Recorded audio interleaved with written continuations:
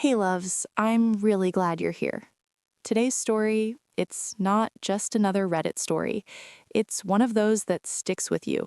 The kind that makes you pause halfway through and just stare at nothing for a second because you can't believe people can actually be like this. So yeah, go ahead, grab something to snack on, maybe pour yourself some tea or coffee, get comfortable, because this one gets heavy. I've been going back and forth about telling this story for months, and I mean that literally. Every single time I tried to sit down and write it out, I'd get a few sentences in and then I'd just stop. Not because I forgot what happened, but because I remembered too much. Even now, months later, it still makes me angry in a way that's hard to explain.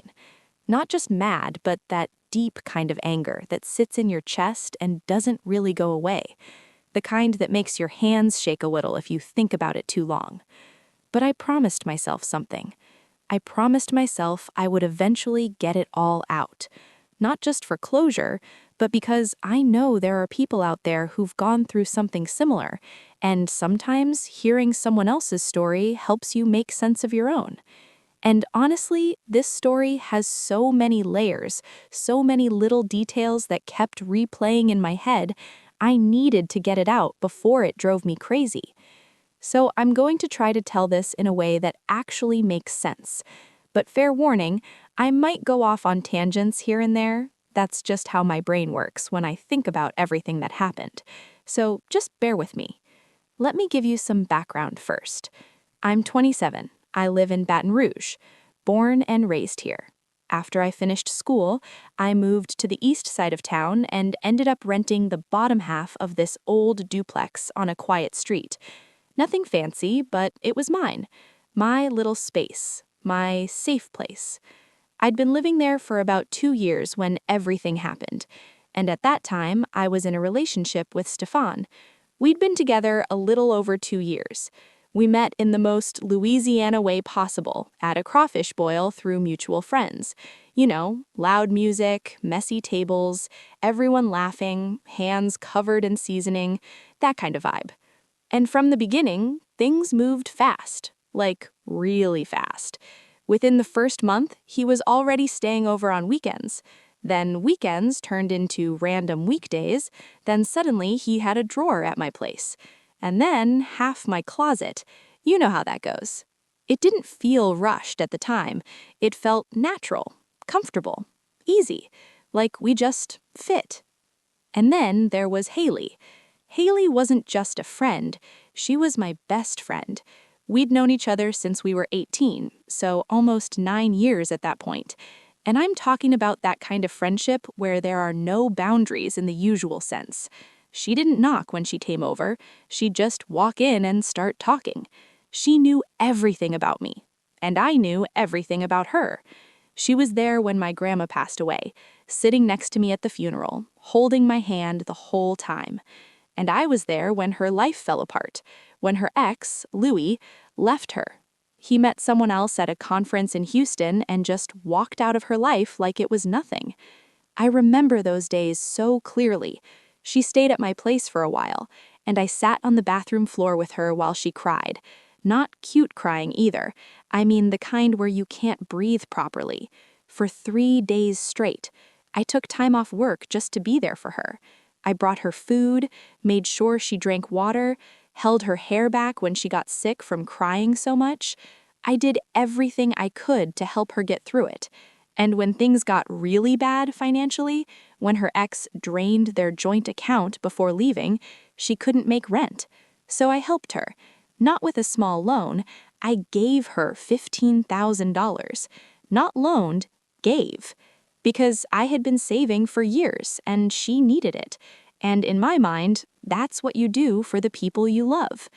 I need you to really understand that part, because it matters later. A lot. Now, Stefan and Haley knew each other through me, obviously. We all hung out together plenty of times. Game nights at my place, random dinners, festivals, just normal friend group stuff. They got along well, sure, but nothing ever seemed off. Nothing that made me pause. Nothing that made me question anything. at least not at the time. So let's get to the day everything changed. It was a Thursday morning. I remember that specifically because the weather had finally cooled down a little. If you've ever been in Louisiana, you know how brutal the humidity can get. It had been weeks of that suffocating, sticky heat, and that morning was the first time it actually felt nice to open the windows. And I was in a good mood, for the first time in a while. Stefan had left early, around 6:30, to go to the gym. That was his routine. He'd be gone about an hour and a half, so I was alone at home. I decided to finally do something I'd been putting off all week: wash the sheets. Simple, normal, everyday thing. I stripped the bed, pulled off the blankets, started taking off the fitted sheet, and when I lifted the corner of the mattress to untuck it, something slid out and hit the floor. At first, I didn't even think anything of it. I just looked down and saw a phone. Not Stefan's phone.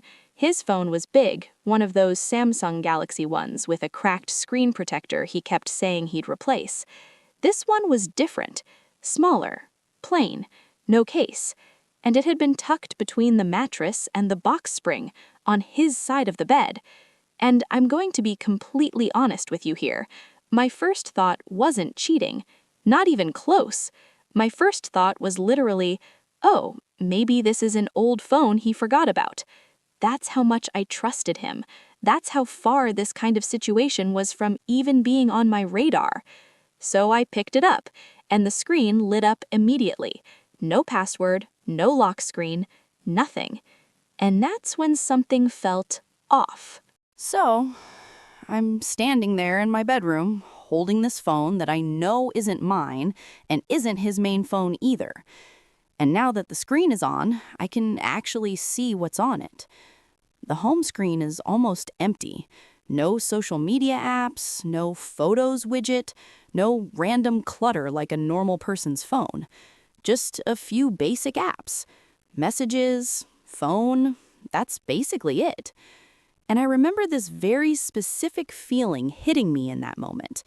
Not panic, not even fear, just confusion, because something about it didn't feel normal anymore. But still, even then, my brain wasn't jumping to cheating. That's the crazy part. When you trust someone completely, your mind will do everything it can to protect that image of them. So instead of assuming the worst, I told myself, okay, there's probably a simple explanation. I opened the Messages app, and that's when everything changed. There was only one contact, just one. No name, just the letter H. I remember frowning at the screen like, what even is this? Who saves someone like that? But I still wasn't there yet mentally, still wasn't thinking what you're probably thinking right now. So I tapped the conversation, and the moment it opened, I felt something drop in my chest, like physically. You know that feeling when your body reacts before your brain catches up? That's what it was. The messages weren't new. This wasn't some random recent chat. It was long, scrolling long. I didn't even realize I'd sat down until I was already on the floor, right there next to the bed. The sheets half pulled off, one corner still hanging, and me just sitting there, scrolling, reading, trying to make sense of what I was looking at. At first, it looked like normal conversation. Flirty, yeah, but not immediately shocking.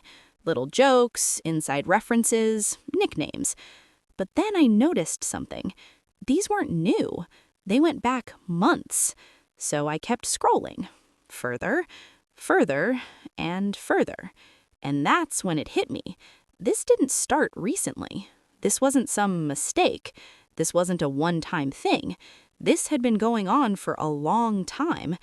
The messages went back to February, and I found that phone in October. Do that math. That's 8 months minimum.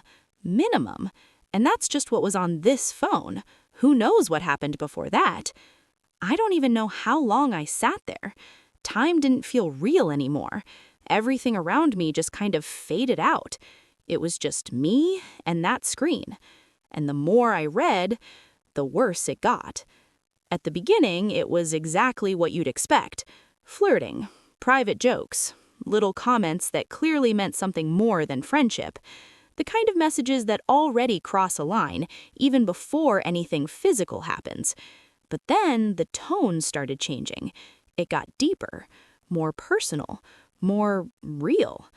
And then I hit the messages from September and October. That's when everything completely shattered. There was one message from her, from H. She said she was 8 weeks pregnant. I remember staring at that line over and over again, like my brain just refused to process it. 8 weeks. Pregnant. And then I saw his reply, and there was no confusion, no denial, no "what are you talking about?" because it was his. And the conversation around it, that's what made it even worse. Because they weren't panicking, they weren't scared, they weren't even trying to hide from each other. They were planning, talking about what to do next, how to handle things, how to move forward. Like I wasn't even a person in this situation, just a problem to solve. They were literally discussing logistics, timing, next steps. And then I saw something that made my stomach turn.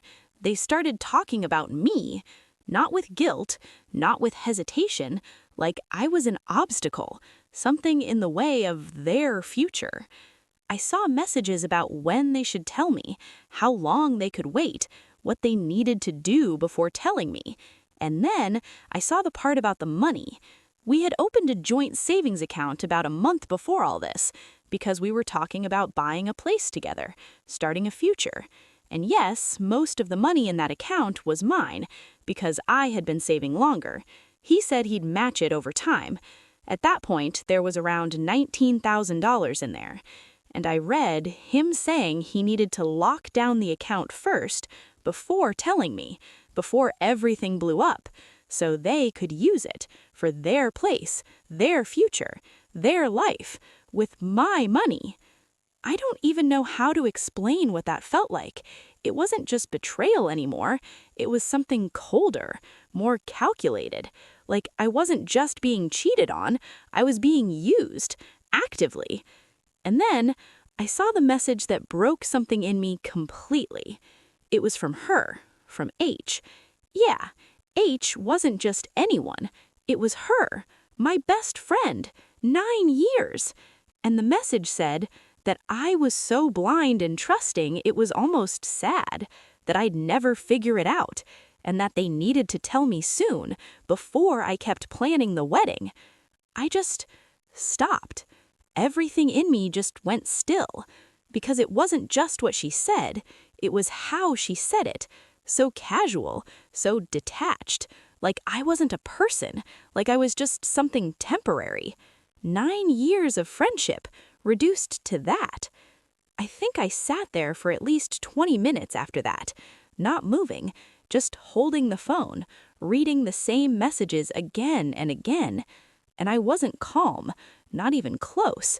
I was shaking, my hands, my chest, everything. Part of me wanted to throw the phone, smash it, scream, drive straight to the gym and confront him right there. But then something changed, and I can't fully explain it, but it was like a switch flipped inside me. The anger didn't go away, but it focused, turned cold, controlled. And I remember very clearly thinking, no, you're not going to lose control. You're not going to give them that. You're not going to be the crazy, emotional one they can blame. You're going to be smart. So I stood up, and I did something that even now surprises me. I put the phone back, exactly where I found it, between the mattress and the box spring, like nothing ever happened. Then I fixed the bed, finished putting on the sheets, smoothed everything out, like it was just a normal morning. But inside, everything had already burned down. So I made the bed, smoothed out the sheets, fluffed the pillows, did everything exactly the way I normally would, like nothing had changed. But everything had changed. I walked out of the bedroom and into the kitchen, and I just stood there for a second. Not moving, not thinking clearly, just standing. Because now it wasn't about what happened anymore. I knew what happened. Now it was about what I was going to do next. And here's something nobody really talks about when you find out you've been betrayed like this. It's not just the pain, it's not just the anger, it's the math.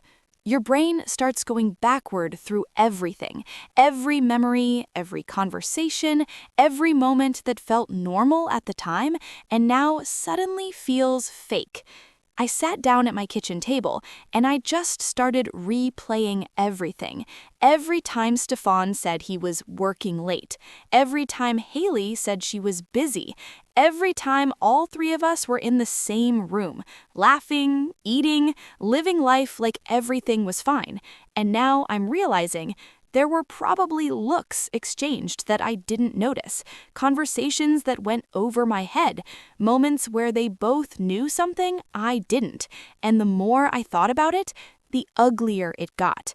Because once you start pulling on that thread, everything unravels. Like August, Stefan told me he couldn't come to my cousin Angela's birthday party, said he had to help his friend Mason move apartments. I remember being annoyed about it too, because my cousin specifically asked if he was coming, and I had to sit there making excuses for him. That same weekend, Haley told me she was going to visit her sister in Lafayette. At the time, didn't think twice about it. Why would I? But now I'm sitting there remembering those messages. There was a whole conversation between them about a weekend trip to Gulf Shores, the beach. Photos they described, plans they made. So while I was at my cousin's party, smiling, making excuses for my boyfriend, eating cake, and pretending everything was normal, they were at the beach together, living a completely different reality. And it didn't stop there. July, Haley called me one night, crying, saying she felt alone, saying she didn't think anyone would ever love her again after her divorce, saying she was scared she'd end up by herself forever. I stayed on the phone with her for 2 hours.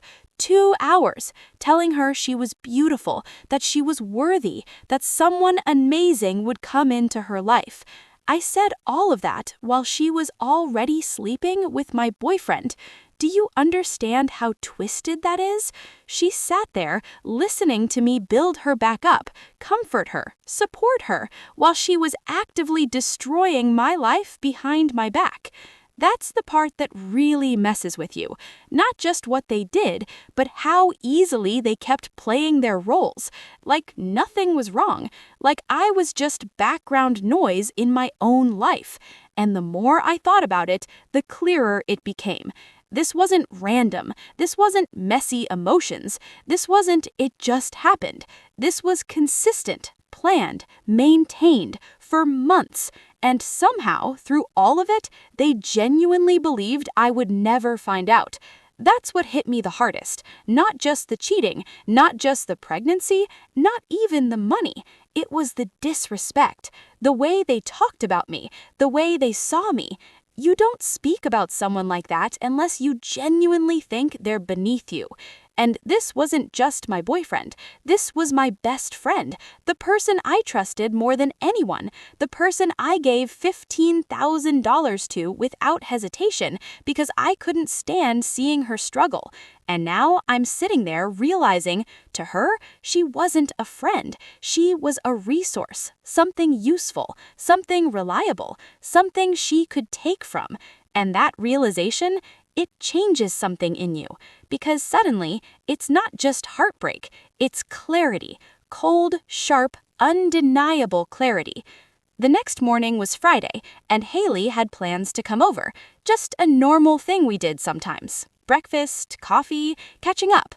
And here's the part that still feels unreal when I think about it. I didn't cancel. I didn't confront her. I didn't say anything. I let it happen.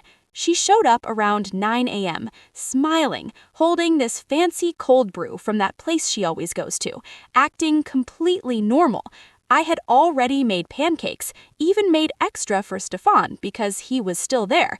So now, picture this, the three of us sitting at my kitchen table eating breakfast, like everything is fine, like nothing has changed, like I just spent the entire previous day reading months of betrayal off a hidden phone, and I smiled. I laughed. I acted warm, normal. So normal that she hugged me and said, "You're the best friend anyone could ever ask for." And I hugged her back, and I said, "I know exactly what I am." And she laughed like it was just a cute joke.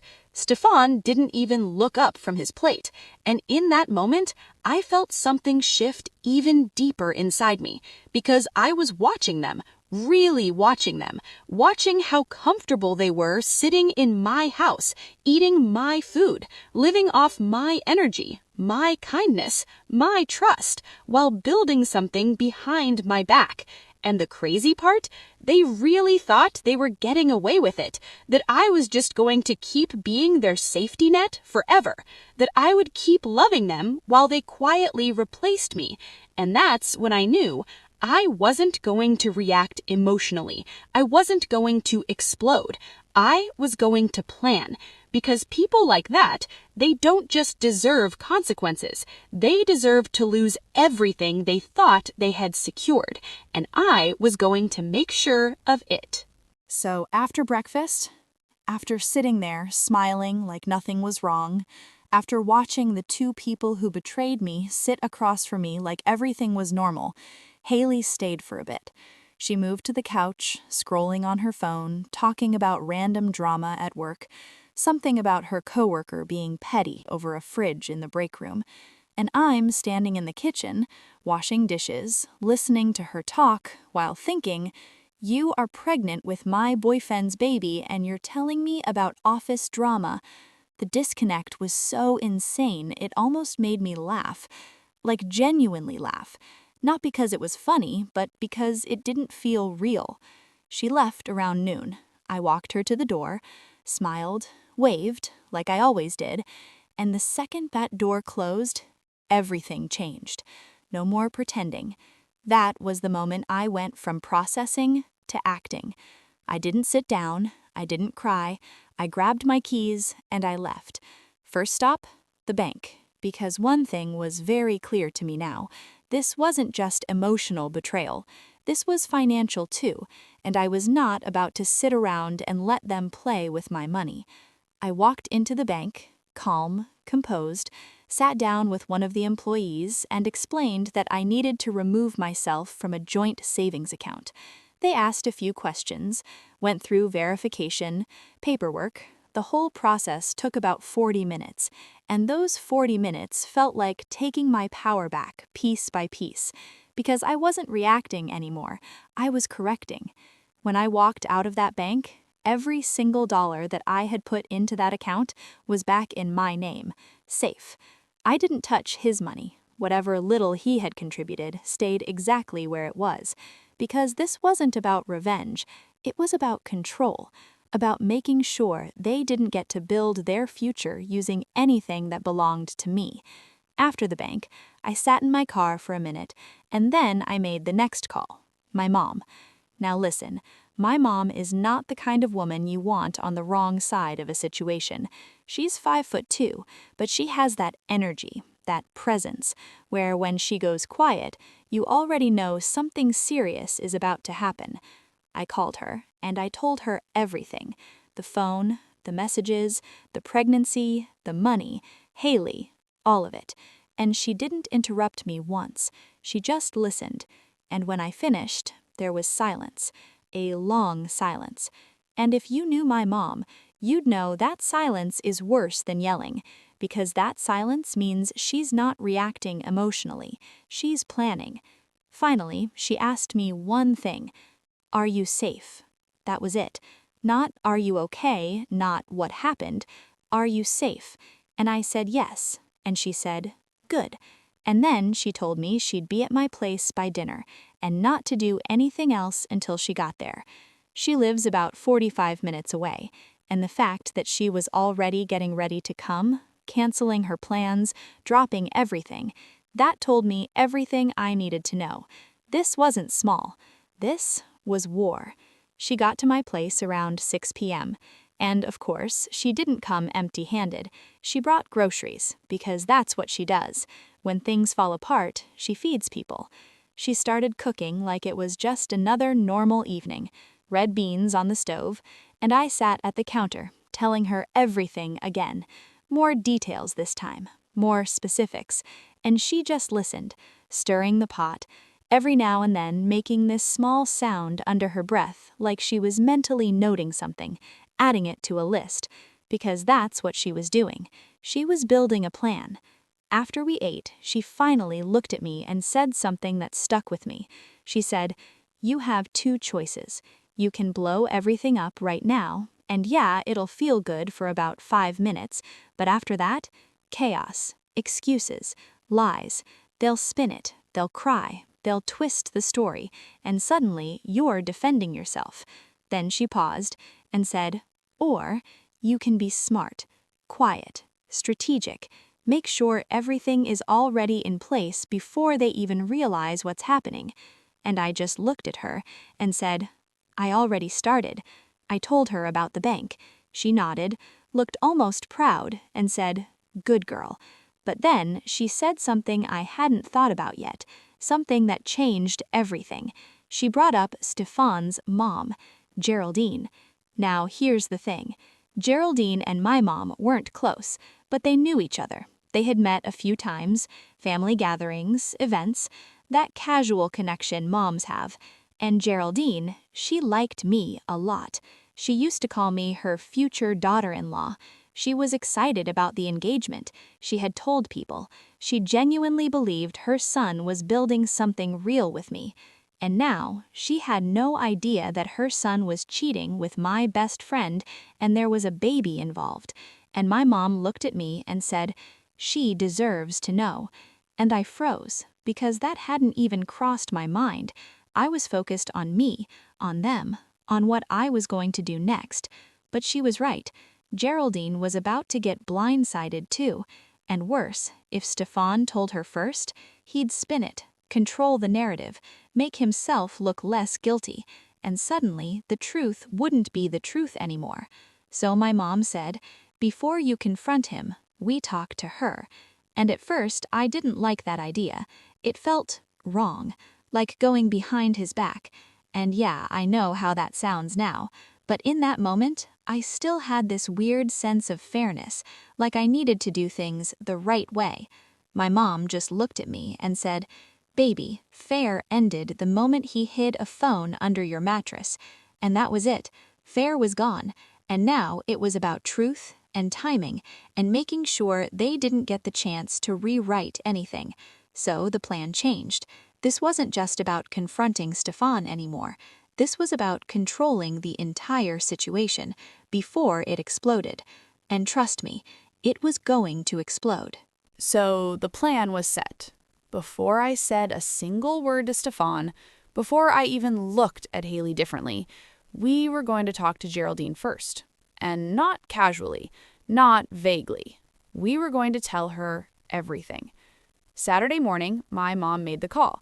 Now, keep in mind, they weren't super close, but they had that connection. You know, that quiet understanding between two mothers who've both raised kids on their own. They had met before, talked before, enough that it wouldn't feel strange getting a call like that. So my mom kept it simple. She told Geraldine she was in town visiting me and asked if she wanted to come over for coffee. Nothing suspicious, nothing dramatic, just normal. And Geraldine said yes. She said she'd be there around 11. Meanwhile, I was losing my mind. Not outwardly, not in a way anyone could see, but inside, everything was racing. I didn't know how that conversation was going to go. I didn't know how she'd react. Would she defend him? Would she deny it? Would she blame me? Or would she actually see the truth? So I did the only thing I could do to stay sane. I cleaned. And when I say I cleaned, I mean I stress cleaned like my life depended on it. Every surface, every corner, because I needed something to control, something physical, something that made me feel like I wasn't completely spiraling. Around that time, Stefan texted me, asking if he wanted him to come over later, like everything was normal, like he didn't have a whole secret phone hidden in my bed, like he wasn't planning a future with my best friend. And I replied, "Yeah, babe, come around 4."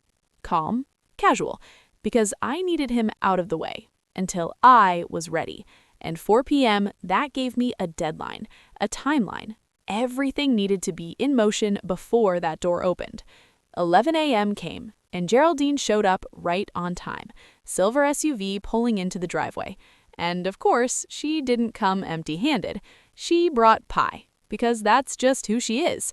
She walked in smiling, hugged me, told me I looked skinny, asked if I was eating properly, and I swear that almost broke me, because she was genuine. She cared. She had no idea that she had just walked into something that was about to flip her entire world upside down. We sat down in the living room, my mom in one chair, Geraldine on the couch, and me sitting across from her. And for a second, no one said anything, because everyone knew this wasn't a normal visit. My mom started. She told Geraldine that something serious had come up, that it involved Stefan, and that she deserved to hear it from us before it got twisted. And you could see it in Geraldine's face. She didn't panic, she didn't interrupt, she just got still, hands folded in her lap, waiting. And then I told her everything. The phone, the messages, the pregnancy, the money. Haley. Every single piece of it. No softening, no skipping details, because she deserved the truth. And when I finished, I expected tears. I expected shock. I expected something emotional. But she didn't cry. Not once. She just sat there, jaw tight, eyes fixed on the wall behind me, silent for what felt like forever. And then she asked one question. Not what I expected. Not even close. She asked, "How long has Haley been divorced?"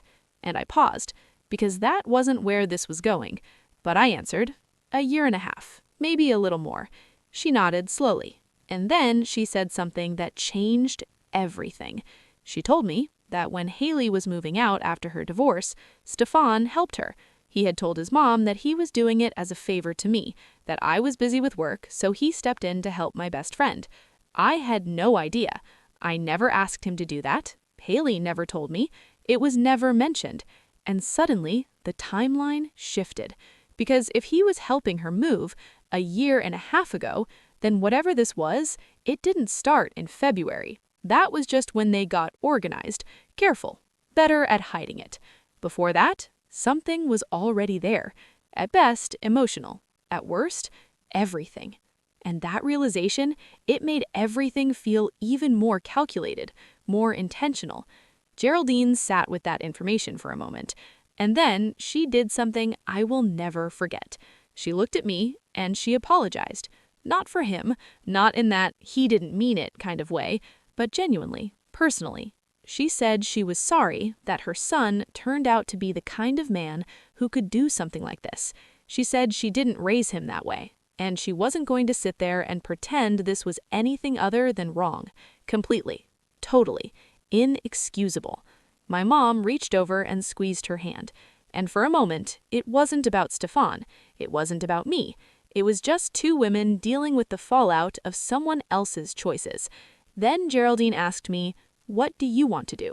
And I didn't hesitate. I said, "I want to confront him, face to face. No texts, no calls, no time for him to prepare. I wanted to look him in the eye and watch what he did when the truth hit him." And she nodded. But then she said something important. She said she wanted to be there, not to defend him, not to protect him, but to make sure he couldn't lie afterward, because she knew her son, and she knew the second that conversation ended, he would try to rewrite everything. So the plan was set. 4 p.m. He would walk into my house, and he would have no idea that everything had already collapsed. But of course, nothing ever goes smoothly, because around 1:30, my phone started blowing up. And guess who it was? Haley. So it's 1:30 p.m. Everything is set. The plan is in motion. Geraldine knows, my mom is there, Stefan is coming at 4, and then my phone starts buzzing. Over and over. I pick it up, and of course, it's Haley. Text after text. Hey, what are you doing? I'm bored. Can I come over? Like nothing is wrong. Like she wasn't just sitting in my house the day before, eating breakfast with me while carrying my boyfriend's baby. And for a second, I just stared at the screen because the timing? Of course it had to be now. Out of all days, all moments, today. And here's the problem. If Haley showed up right now, everything would fall apart the wrong way. Geraldine was there. My mom was there. This wasn't her moment. Not yet. This needed to happen in order. So I replied, I'm busy with my mom today, running errands. Maybe tomorrow. Simple. Normal. And she sent back a pouty emoji. Then, another message, saying she wasn't feeling well, that she'd been sick all morning, that she just wanted company. And I swear, that was the moment something inside me snapped again, because I knew why she was sick. Morning sickness, from my boyfriend's baby, and she was texting me for comfort. Do you understand how insane that is? To be living inside a situation where you know everything and the other person is still playing their role perfectly. Every word they say becomes fake. Every interaction becomes a performance. And you're just standing there acting like you don't see it. I told her to rest, drink ginger tea, told her I'd call her later. She sent a heart emoji. A heart? I put my phone face down on the counter because if I kept looking at it, I was going to lose control. Geraldine had gone home earlier to change, to process everything. She said she'd be back by 3:30. And my mom? She was sitting at the table, peeling an orange like nothing in the world could shake her, just watching me, reading me. She asked, "Are you ready?" And I told her the truth. I don't know if I'll ever be ready, but I'm doing it anyway. 3:30. Geraldine pulled up, and this time she looked different. The softness from earlier, gone, replaced with something harder, stronger, more resolved. She walked in, sat down, same spot on the couch, but now she wasn't here as a guest. She was here as a witness. 3:50. I texted Stefan, "What time are you coming?" Keeping it light, casual. He replied, "Leaving in 10." Like this was just another normal visit. And those next 25 minutes felt like hours. The house was quiet, too quiet, 3 people sitting there waiting, knowing exactly what was about to happen, and that everything was about to change. 4:15. I heard his car before I saw it, that loud engine he kept saying he'd fix, pulling up outside. And my heart didn't race, it didn't pound, it just settled, cold, focused. The door opened, he walked in like he always did, and then he saw her, his mom, sitting on the couch. He stopped, right there in the doorway, and I watched it happen, that moment. That split second where his brain tried to figure it out. Why is she here? What's going on? Is this a surprise? Is this normal? And then he did what people like him always do. He chose a role, a performance. Big smile. "Hey, Mama, what are you doing here?" Like this was some happy coincidence. He leaned in to kiss her cheek, and she turned her head. Not dramatically, just enough. Just enough for him to feel it, and oh, he felt it. I told him to sit down, and he did, slowly, still trying to figure out the situation, still trying to read the room. My mom was in the chair, Geraldine on the couch, and me standing, because I couldn't sit. I needed to move, needed to feel grounded, and I didn't ease into it. No small talk, no build-up. I looked at him and I asked, "Who is H?" And the performance started instantly. Confusion. Fake confusion. He frowned. "H? What do you mean?" Can't understand that.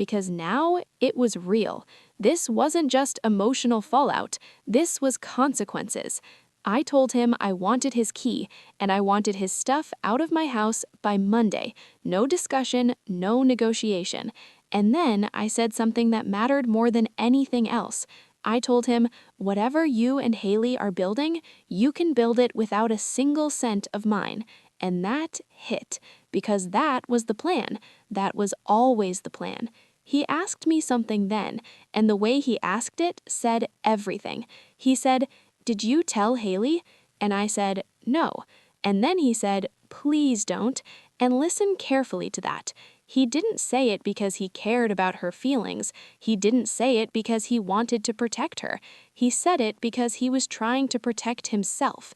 Because if she found out that I knew, everything would collapse. He'd lose me, he'd lose her, he'd lose the money. Everything. And even now, standing there, after everything, he was still trying to manage the situation, still trying to keep control, still trying to keep one foot in both worlds. And that's when I knew there was nothing left here, not even a question. So I looked at him and said, "I'll do whatever I want, and you don't get to ask me for anything ever again." And that was it. He stood there for a second, like he wanted to say something else, but nothing came out. So he reached into his pocket, pulled out the key, and placed it on the counter. Didn't look at me, didn't say goodbye. He just walked out. And a few seconds later, I heard his car start, that same loud engine, driving away. And it was quiet again. But this time, it wasn't heavy. It wasn't confusing. It was clear. He was gone. But the hardest part was still not over, because Stefan was just one piece of this. Haley, she didn't know yet, and what I was about to do next, that was going to hurt more than anything else. So he was gone. The door closed. His car drove off, and just like that, that part was over. No more lies from him, no more pretending. But the silence that followed, it wasn't relief. It was heavy. Because deep down, I already knew the truth. Stefan was the easier part. Yeah, he lied. Yeah, he cheated. Yeah, he tried to use me. But at the end of the day, he was just a man who didn't respect me. And once I saw that clearly, it was simple. You remove him, you move on. But Haley, that wasn't simple. That was 9 years. 9 years of memories, inside jokes, late night calls, shared pain. She wasn't just in my life, she was part of it. And now I had to face her. And the worst part, she had no idea. As far as she knew, everything was still normal. That night, I barely slept. Not because I was crying, not because I was breaking down, but because my brain wouldn't stop, replaying everything, every memory, every moment, trying to figure out what was real and what wasn't. Sunday morning, I woke up to notifications, a lot of them. I picked up my phone and saw messages from Stefan. "Please let me explain. Please don't do anything yet. Just give me time." I didn't open them.